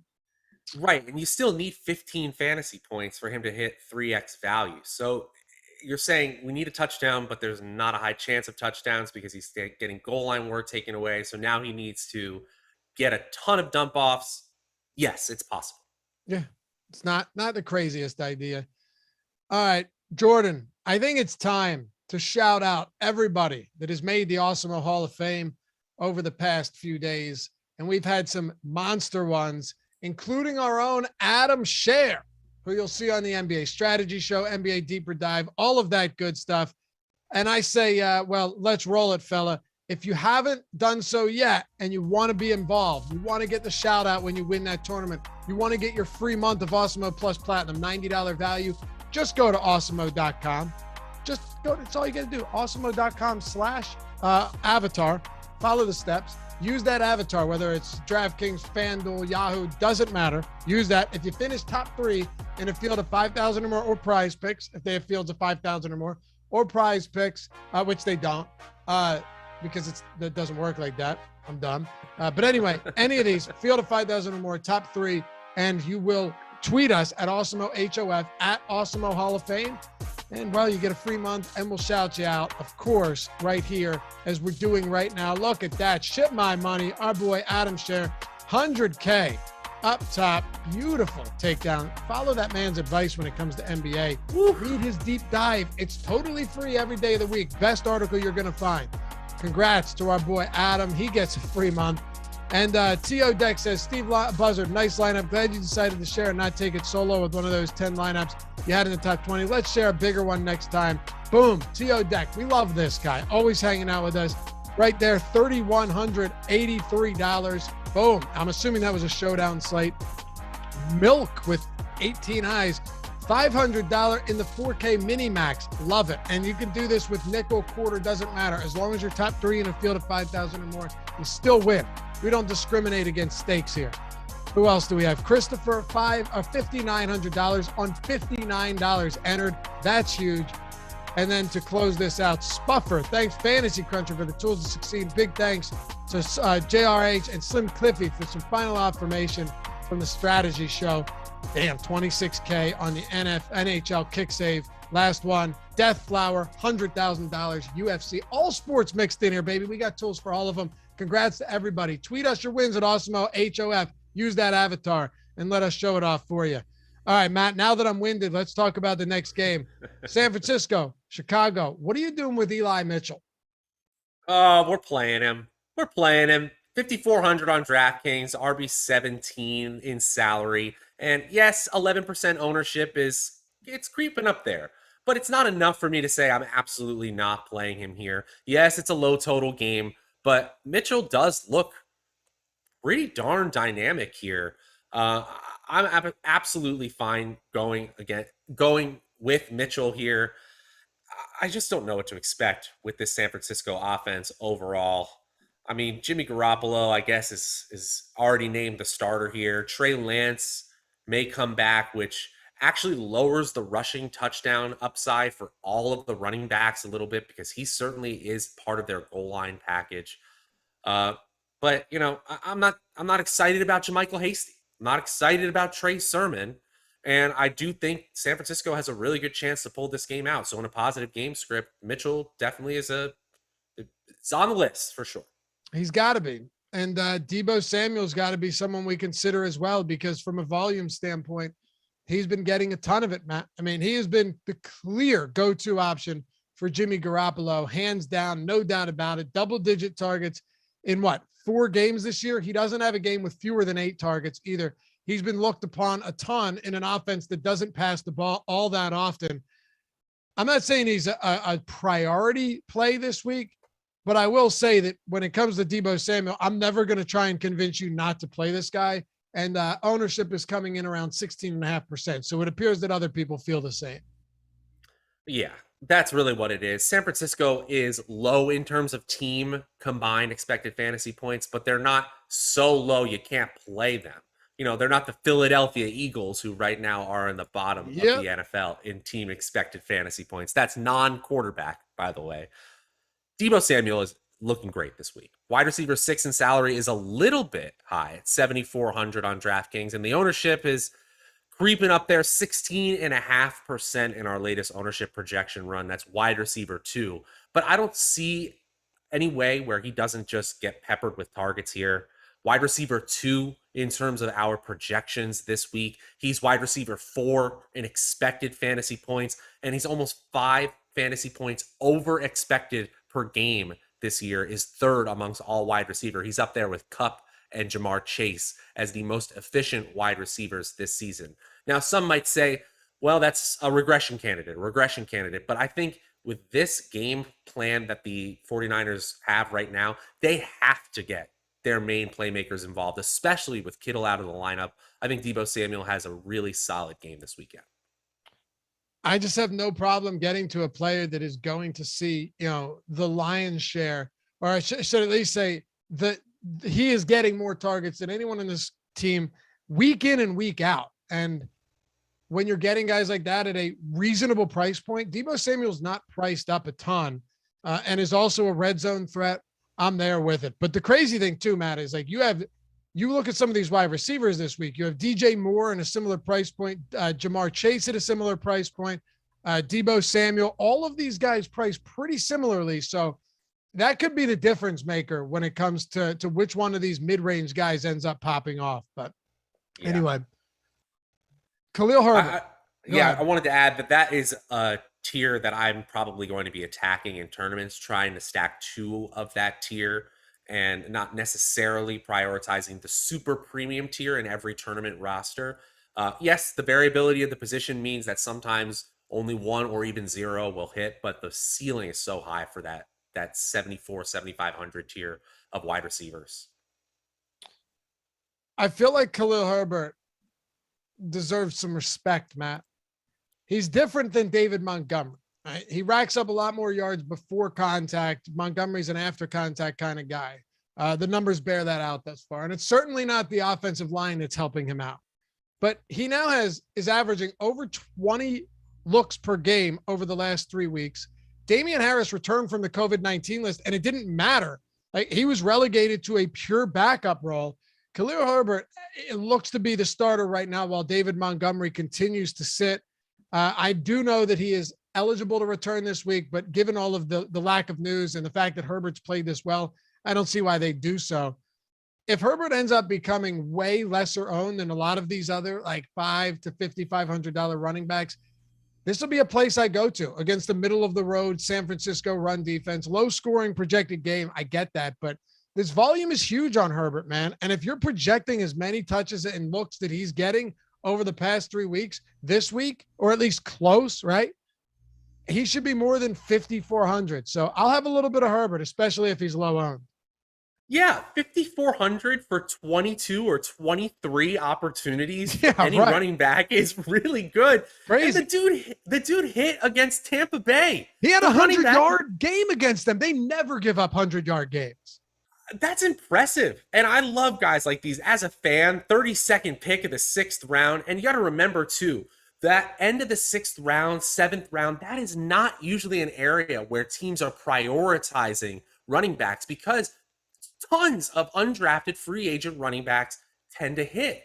It's really hard to actually separate a late 6th round pick from a UDFA at that point. But the Bears, say what you will about them as an organization, prioritize the picking of the 5'9", 210-pound Khalil Herbert, and all he's done is impress. So I don't know how you could say I'm going away from him at this point when he's had 2 straight games of excellent production. He now ranks inside the top 30 in expected fantasy points, but his salary is just inside the top 20. I really see a player who the field is underrating, doesn't believe in, who could absolutely just capture the entire backfield and even carve out a role after David Montgomery eventually comes back here. I think he will. I don't see why he shouldn't. At this point, I think Herbert has been maybe the bright spot of this entire Bears offense because the passing game is just the most frustrating, terrible mess I have seen all season. It's just, it won't always be as bad as it was last week against Tampa Bay. But the fact that it can be that bad just tells you all you need. This is I want pass. nothing to do with the pass catchers here, Matt, and I won't even dignify it with an explanation at this point. I really think we can move on. We know what Allen Robinson and Darnell Mooney should be able to do, but even outside the top 30 in salary, you really just don't need to go there unless you're just being hyper contrarian. And you don't need to. There's 12 games. There's other ways to be contrarian, right? And Khalil Herbert might be one of them. I'm okay with that. We'll see where his ownership settles in at. But let's talk about Tampa and New Orleans. And hey, what are we? We're 91 likes here, 264 watching, 9 likes to get to 100. Only takes a second. If you haven't done so, I know you just forgot. It wasn't intentional, but we'd greatly appreciate it. All right, Matt, Tampa Bay and the New Orleans Saints. Saints coming up. What an ugly victory that was. What a terrible game to watch. But when you bet on these games and when you have DFS lineups, you'll watch it all the way through. Shit, dude, I was up till midnight again. You got to get up with an infant the next day, and I think, what? Oof. I'm so tired. But why? From watching Seattle and New Orleans? Like, why did I do this to myself? Kamara was awesome, though. He is going to. The Manning cast makes it tolerable for me. I'm enjoying that. It's nice. It's fun. I wasn't huge on it at first. I'm a creature of habit, but I've come around for sure. Tampa Bay, especially when the game gets ugly. Yeah, right. Tampa Bay is electric. Antonio Brown has like a heel strain or something wild, or a strain near his heel. Whatever. He was on crutches. There's no way he's playing this week. We still have him projected in, so keep that in mind if you're looking at our ownership, but he ain't playing. Mike Evans has had some battles with Lattimore over the years. Lattimore's pissed him off because he's kept him from producing. Actually, remember he got that kicked out of a game before for him and Jameis doing some stupid shit, but mostly Jameis tickling his neck, or he did something that was really odd. Oh yeah. Right. Remember that? Vaguely. Yeah. Par for the course with Jameis, but still really weird. I don't know, man. I think now at this point, Mike Evans is just such a monster in the red zone, and he's got Brady throwing him the ball that I'm not sure how much it matters. Godwin is tied for the most red zone targets in the league with Cooper Kupp. This team just scores points. And then you've got Leonard Fournette, who's the clear lead back there. So I know the Saints defense is very good, but Tampa Bay might be able to match that with their potent offense. What do you say? Yeah, I kind of like these situations where there's all these narratives, and the one-on-one matchup of Lattimore versus Evans is something that people are hyper-focused on, when in general, I tend to fade all the noise about the same color jerseys playing each other year after year. Yes, these two players happen to be specifically the same player, but I'm not going to fade Mike Evans when he's the wide receiver 8 in expected fantasy points, and he's the wide receiver 8 in salary, and he's the wide receiver 20 in projected ownership. There's nothing saying move away from this spot here. And then at the macro level, when you know what the Tampa Bay offense is capable of, with Tom Brady at the helm, with him trying to push his own legacy, really. He's trying to beat his 2007 season in terms of overall production. I swear he is. I'm not going away from Mike Evans just because he had a big game last week. I don't care that the projections have him outside the top 15 wide receivers. I understand why they are there this week, but I'm not saying, I'm not writing him off. I'm just simply not writing him off. Tampa Bay, number 1 in team expected fantasy points and team total fantasy points. I'll play them all. I like Godwin as well. I think Gronkowski returns as well. All of them are in play at their salary. Absolutely. You think he plays? I saw that he returned to practice. He's in our projections currently. Okay. Yeah, limited fashion. We'll see. Either way, this is one of those games where people tend to maybe overreact to how good a defense is when an offense is playing this well. Maybe it'll go the other way around. But to pretend that Brady can't have a big game in this spot, I think that would be ill-advised. So based on what the ownership comes in at, it probably dictate a lot of my decisions. Like, let's say they're really popular. If they're really popular, then I don't mind getting to other spots and better matchups, because the Saints, I do have respect for them and that front and that pass rush and their ability to stop the run, you name it. But we'll see. Right now, Mike Evans is coming in like sub 7%. Chris Godwin is at 10%. But Matt, once we account for Antonio Brown being out, that's going to change. Yeah, that's going to change. I will say right now, the way it's looking, because there are more appealing options in that 7K salary tier that Evans is in, I think Evans is an excellent late pivot, a late swap option. If your 1 PMs don't go well, if that projected ownership stays down, we know what the ceiling performance looks like for Evans. Not saying it's going to happen, but especially with people sort of fading it after last week, I think I would like that a lot. What do you think about Alvin Kamara here against a run defense that has been a stifling presence this season? Unless you're Khalil Herbert, of course. But the usage of Alvin Kamara last week, boy, did that make me happy. It's crazy that Sean Payton, finally the Seahawks adjusted like halfway through the second half. But Alvin Kamara, it just absolutely torched them as a pass catcher. 10 for 128. It felt like he gained 10 plus yards on every reception, Matt.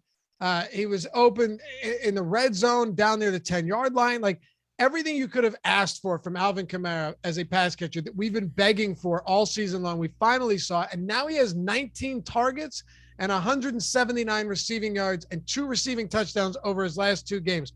Are they finally figuring out that using Alvin Kamara the way they used Alvin Kamara last year might actually be a boon to their success this year, especially given that Jameis is at quarterback?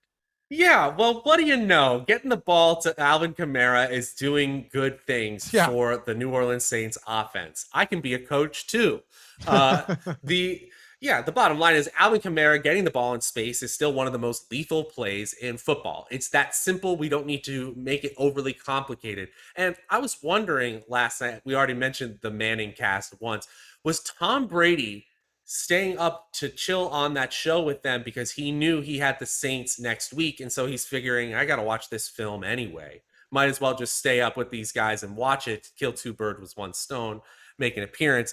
But yeah, I think Alvin Kamara is probably getting underrated based on the fact that it's the Tampa Bay defense. We can't play running backs against Tampa Bay.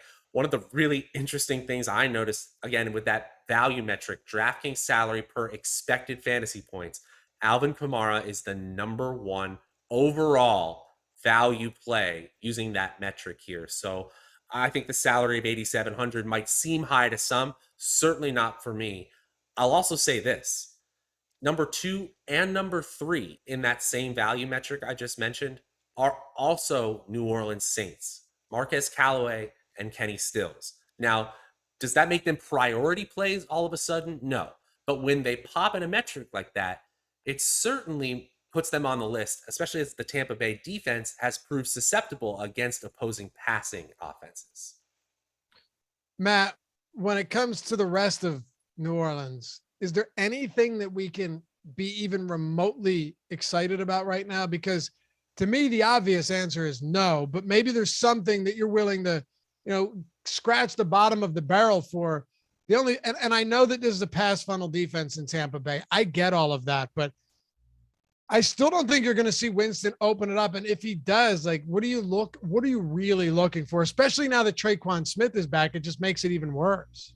Oh, it's tougher for sure. And I think that uncertainty will push the ownership on all of those wide receiver options, all of the non-Kamara options in New Orleans way, way down. And it is the fact that this is a super high total game, that there is a non-zero chance good Jameis shows up that is enough to boost one of these wide receivers. I will have a little bit of Marquez Callaway. I might sprinkle in some Kenny Stills and some Traquan Smith. I'm not saying the most likely outcome is them scoring 20 plus fantasy points here, but I do see the potential, especially with this kind of game environment. Callaway is at 9 expected fantasy points. That's not spectacular, but at 5,400, I think I could play him and figure things out from there. After that, though, I mean, it's really tough. Traquan in just his second game back, that's definitely a large field tournament play only. It's just that if you're going to beat Tampa Bay, you're probably, or even stay close with Tampa Bay, you're going to have to pass on them. They're going to find ways to get Alvin Kamara the ball in space. I'm telling you right now, they have to. It's their only chance. They should. Yeah. They have to. Is he a priority for you this week? Just quick answer, and then we can move on. But is Kamara a priority or no? Yes. Okay. Just want to make sure. People get worried about that Tampa Bay matchup, but big things can happen when you're Alvin Kamara. Matt, New England, the LA Chargers. This could be a fun game, as a matter of fact. And the total actually a little bit higher than I had originally expected. I think we're at 48.5 on this one. So, okay. Mac Jones coming off a solid game. That team beat the shit out of the Jets last week, dropped 50 plus on them. This is a slightly more difficult matchup. Okay. And that's exactly why they're 5.5-point road dogs. Jacoby Myers still hasn't scored at the NFL level. Damian Harris is coming off a big game, and the Chargers' biggest weakness has actually been their run defense. Do you like anything? Can we get to maybe Damian Harris again, or do we run out Jacoby Myers? Do we say Hunter Henry's viable, or even maybe Jonnu Smith, who doesn't run a ton of routes, but when he does, actually he leads the team in red zone targets this season among everybody. So he's dirt cheap as well. I think there's some spots here you just got to pick wisely. Yeah, I don't hate anybody here, but if there's one that doesn't really stick out to me as very, very appealing, it's actually Harris. I don't know. Yes, beating the Chargers usually involves getting the running backs involved, but I think that the way the game flow works out, that they could continue to use 3 running backs. And I just don't think that we're going to see as many high value, AKA goal line touches this week for Harris. I think you'll see Brandon Bolden and JJ Taylor continue to be involved, particularly in the passing game, which they're going to have to rely on because I think Justin Herbert and company are going to bring it offensively. Hey, it was great to see the Patriots able to score that many points. It's great to see that offense capable of doing that. I just don't think that's going to happen every single week. I'll probably continue to play Jacoby Myers and get burned because he has no touchdown upside. But when I see a player projected for wide receiver 14 and then he's at wide receiver 30 in salary, I can't not play him, especially when his ownership is kind of middling. 11% isn't that bad. But beyond that point, man, the tight ends, because there's 2 of them, they both feel iffy. I like the red zone stat, and because he's a lot cheaper, 2,800 on DraftKings, Jonnu Smith is a little bit more appealing, but hey, Hunter Henry scores every game, so why are we moving away? Still, just 8.5 expected fantasy points per game. That's really nothing. It's really not. I'm telling you. I'm telling you. If Hunter Henry's ownership comes up, I would honestly just rather take a significant discount and go to Jonnu Smith, 2,800.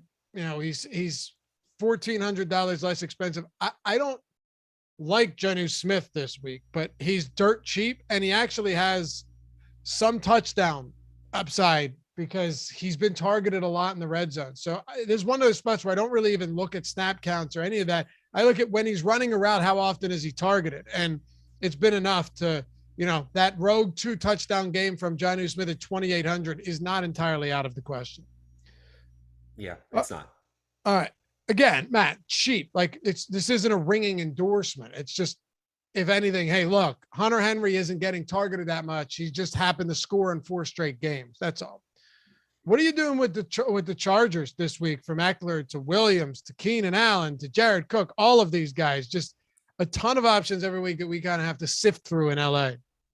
Yeah, I'm hoping that people are down on them because they had a poor performance against the Ravens before their bye week. But I love Austin Eckler. Even though the expected fantasy points compared to his RB3 salary isn't perfect, I think we could still see a monster performance from him. His 5.9 fantasy points over expected is first among all running backs still. Mike Williams, yes, he's been kind of lucky in the touchdown department, but the big play upside is still certainly there. His projection is a little bit below salary-based expectations, so he is not my favorite at 7,700. It's all about Keenan Allen in terms of the value play, though. 6,500 for a player in expected fantasy points who's right in line with Mike Williams.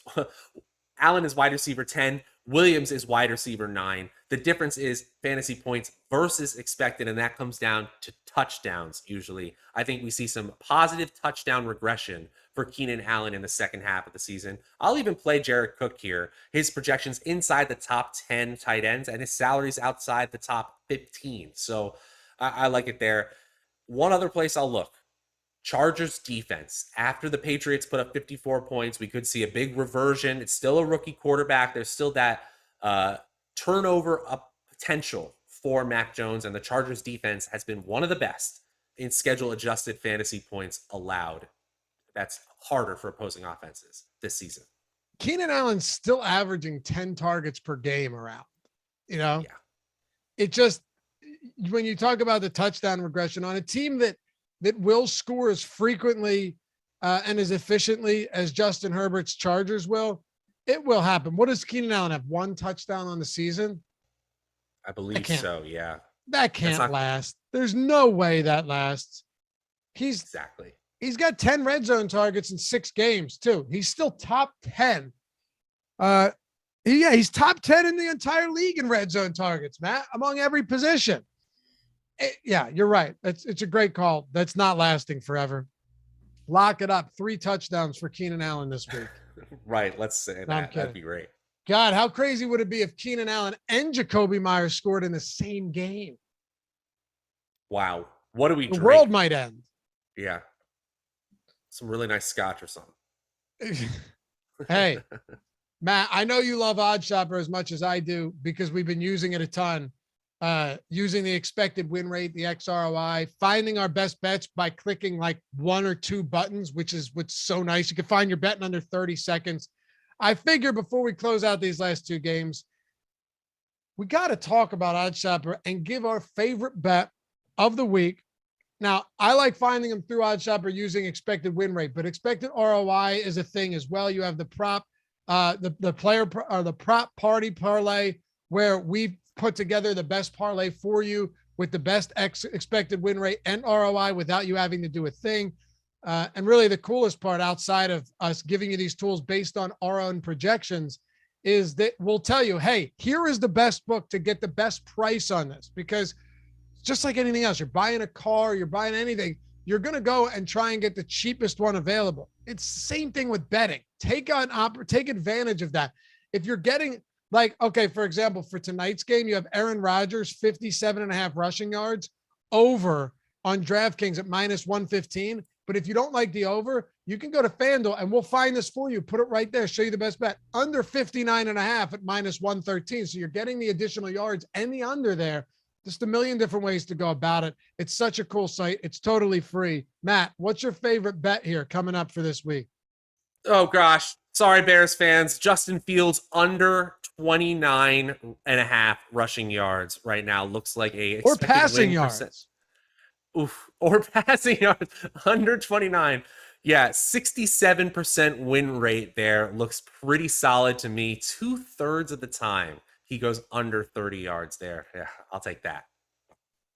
I like it, man. I like it. I'm going to go tonight, Mercedes Lewis under 2.5 receptions, because we talked about this on the show today for Thursday Night Football. One thing we saw is that when Devontae Adams was out last year, they ran a lot of 21 personnel, a lot of 2 running back sets, and yes, a decent amount of 12 personnel, but Mercedes Lewis was basically just blocking. This is the type of guy that I don't see his target share increasing at all. Maybe he gets 1 or 2 targets, maybe 2, but to get him to 3 receptions seems like a lot for tonight. So I'll take the under on that. Best bet is over at FanDuel, thanks to OddsShopper. Check that stuff out. You'll love it. Oddshopper.com. All right, Matt, let's wrap it up. 2 of the lowest total games on the slate. We are at Washington and Denver. 2 bad football teams for the most part. Do you like anything from Washington? I loved Loughran last week at sub 5% ownership, but I'm kind of off most of Washington this week, unless there's something you can convince me of. Yeah, I kind of agree. These are 2 teams that don't really push the tempo and don't really pass more than the average team that often. If you look at our advanced stats tool, they're kind of middling in both adjusted rush rate and adjusted pace rate. So then you talk about the fact that the Denver defense and the Washington defense are probably better than the opposing offenses, and that's how you get a super low 44-point total. Taylor Heineke is popping in our projections as a top 12 quarterback on the slate, although he's QB 17 in salary, so he doesn't look terrible here. I don't like playing running backs with broken legs, so Antonio Gibson tends to be downgraded for me. I'm not saying the ceiling game is impossible here, and he's 12th in expected fantasy points, but it just feels like he's a thinner play than he would be in this offense, even if he were, if he were healthy, he would be a thin play. But now, just including the injury, it's really tough. Terry McLaurin is the one where his projection is outside the top 12 wide receivers on the week, but he's wide receiver 4 in salary. So we're not saying you cannot play him in tournaments, but with Denver ranking among the top 3 defenses in schedule adjusted fantasy points allowed in the NFL, it is a really, really tough matchup for wide receiver 1s. So the only people I'm really thinking about, the auxiliary weapons here. Ricky Seals-Jones, tight end 6 in our projections, tight end 11 in salary. Fine, I'll play it. And JD McKissic continues to get work in the passing game. 5,100 on DraftKings. No one really wants to play him at 2.2% ownership. And, I just think that when you have a quarterback under duress, you often look for your outlet options. McKissic has been clearly the more involved pass catcher. So that pretty much sums it up for Washington, not playing their auxiliary weapons. What about Denver? Yeah, with Denver, man, this is tough too, because Melvin Gordon and Javonte Williams are essentially splitting the expected fantasy points of the backfield 50-50 exactly. 11.5 expected fantasy points per game for Williams and 10.7 for Gordon, both outside the top 20 running backs. You still would love to see Williams eventually take over this backfield, but how can you predict that for this week? For that reason, though, I will have a little bit of him, especially at 2.1% ownership. The only player I'm really excited to get to, and even though the projections don't look great, it's Courtland Sutton. I just think he has 20-point upside here against the Washington defense that quietly has really regressed over the last few weeks, this really the whole 2021 season. They are dead last in schedule adjusted fantasy points allowed to opposing offenses. So I think Teddy Bridgewater and Courtland Sutton find a connection that they certainly did not have for most of last Thursday. And I'll play him in tournaments for sure. Jerry Jeudy also back. I think that's good for the offense overall. Man, that one-handed over the defender grab that Courtland Sutton had for like, what was it, 50 yards last week was gorgeous. He's a stud. He's a stud. Absolutely. But where do you think he ranks in deep targets this year? I know Teddy Bridgewater's his quarterback, but where do you think he ranks in deep targets? Is he top 10 like he should be? First. Well, at least they're doing something rational. Exactly. He should be first in deep targets. He should. Well, I mean, sure. Whether we could throw a bunch of players into that conversation, but yes, you're right. Like, there's no reason Courtland Sutton shouldn't be, because when you throw him those balls, look what he's capable. Look what he did last week on a ball that 99% of the league doesn't catch. You know, he's awesome, and they need to keep getting him the ball downfield. But that's the type of stuff I want to see. I want to see that. First of all, you can use him anywhere, but the fact that we know he's probably going to get 2-3 deep balls, like legit deep balls, targets every single game, that just opens things up to the point where he can really have those explosive performances. You know this, Matt, but you're never going to have to convince me to play Courtland Sutton ever. I like this guy a lot. I have no faith in Washington's defense to be imposing by any stretch this week. So Courtland Sutton's the guy for me as well. I know Judy's returning, but he's been out for a while. Sutton's still the guy. So I think that's just good for Sutton more than it is a downgrade to anything else. It just means they have to pay more attention to good receivers. Yeah, and like it hurts Tim Patrick, but other than that, who's it really hurt, right? Not Sutton. I don't have anything else for Denver. Do you? Yeah, just want to mention Noah Fant's name. Definitely can play him at 4,900 on DraftKings. Projection right in line with salary-based expectations. All right, man. Wrapping this up. Everyone has almost survived the matchup marathon show. Got 300 watching. I got to stretch. Usually I wait till, after the show, we both rip, but just a huge stretch. Get the blood circulating again. Might have to go do some push-ups after this or something because it gets to you for sure. But that's why we love you guys hanging with us through all of it. We got to close it out with this last game, though, because despite having one of the lowest totals on the slate, I still like James Robinson a ton this week, Matt. And maybe we're on different pages of this one, but I'll say this much. He's $6,600. I think it's a very reasonable price point. Carlos Hyde, and he's only getting like 10% ownership right now. Carlos Hyde didn't see a single carry last week. This is the guy who led the team in carries in week 1, then was conservatively used on the ground through the next 3 weeks that he was healthy. Last week, he didn't even get a carry. He had one target that he didn't catch. James Robinson is the clear, undisputed lead back right now in Jacksonville. And Seattle's offense has been so bad with Geno Smith at the helm that they're really going to struggle to move the football. Jacksonville's defense isn't good, but they're also not an atrocity. And we've seen them actually step up to the plate in many instances with a decent enough pass rush to make life difficult. I think this game stays close. I think you get another 20 touches from James Robinson, who has 21 looks, 19, 20, 21 looks over his last 4 games. The volume is there. The matchup works. Seattle's defense has been suspect at best this year. And I think they'll use him out of the backfield too, after seeing how New Orleans schemed Kamara. He's not Kamara, but how New Orleans schemed Kamara open on so many opportunities. I really like Robinson at 6,600. Hey, well said, my friend. We are on the same page for sure here. And a very eloquent, I should add there. But honestly, that's very gratuitous of you, Matt. This game has shootout potential in a different way than we typically see. Often it's about quality offenses that score a lot or quarterbacks that are capable of hitting on deep passes. But in this case, these are two defenses that may not be able to get off the field. And even if the offenses aren't that special and everyone just, RIP to the game that would be if Russell Wilson were healthy, because I'm sure we'd be talking about Oh all yeah. the Seattle stacks in the world.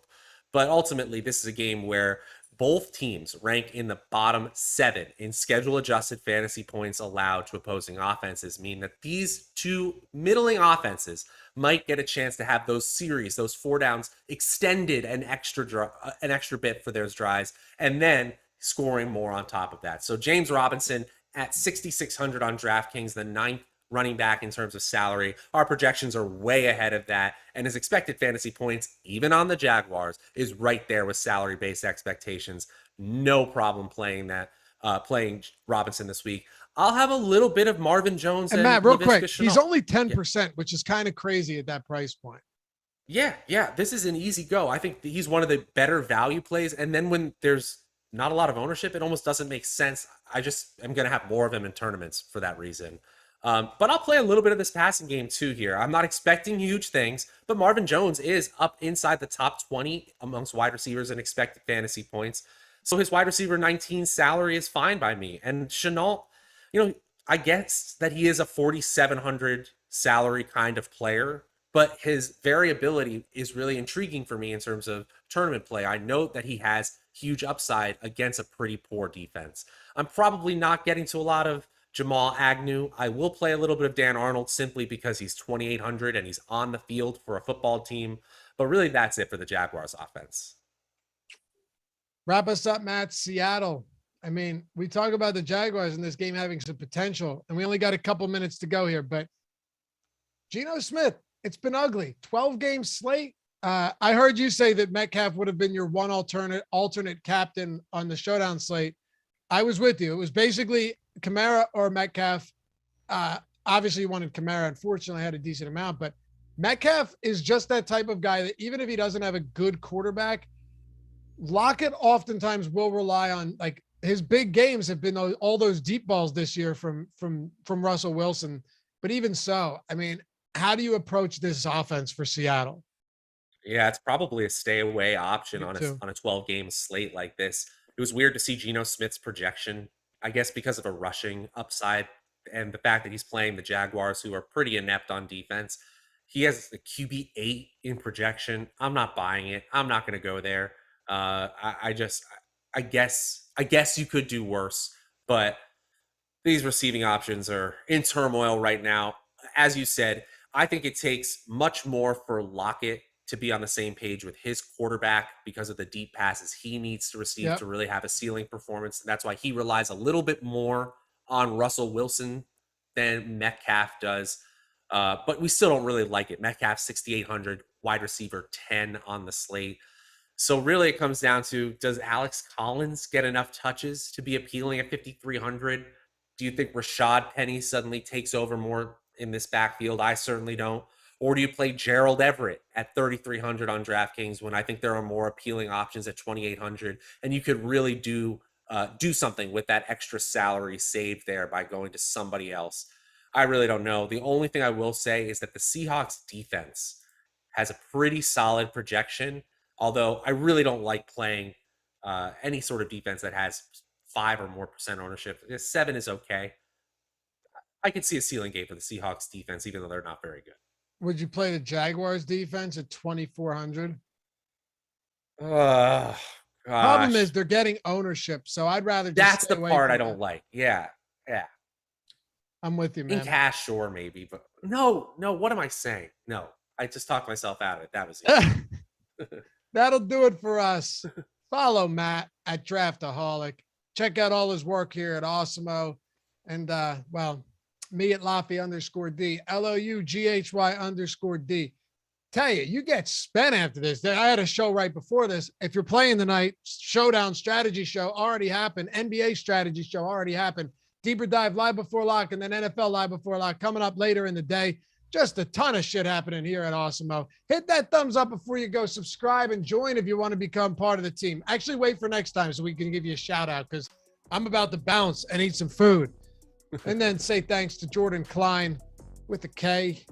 Always here, producing, putting in the work, doing a phenomenal job as always. There it is, the head shake. And thanks to you guys for watching. Matt, we made it through the Matchup Marathon Show week 8. Back for week 9 next Thursday, huh?